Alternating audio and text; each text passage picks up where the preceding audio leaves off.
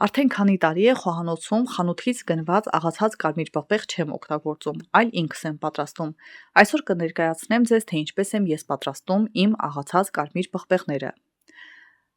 Ընտրում ենք կարմիր բիբարներից վառ երանգներովը, լվանում ենք, թողնում սրբիչի վրա, որպեսզի մի քանի րոպե քամվեն։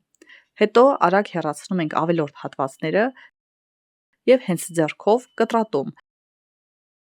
Չորացնում ենք կամ ջրի ապարատով, եթե ունեք, քանի որ ես չունեմ, չորացնում եմ հենց այս ցանցի միջոցով, որը եւս հարմար է եւ հեշտ։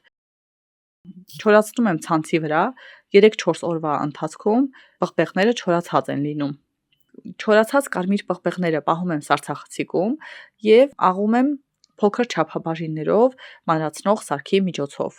Ահա, տեսեք, հիմա ցույց եմ տալիս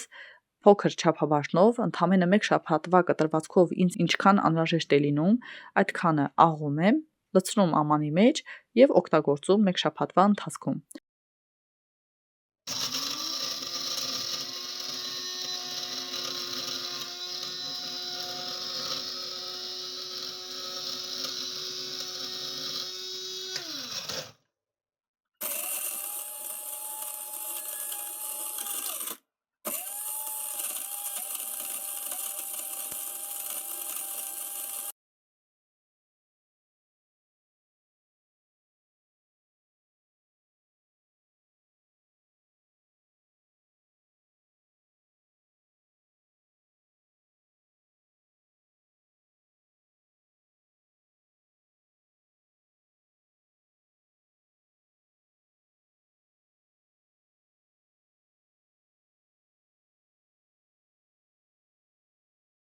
Փորձեք ինքներդ եւ համոզվեք, որ տան սարքածը ավելի համեղ է եւ օգտակար, քան խանութից գնվածը։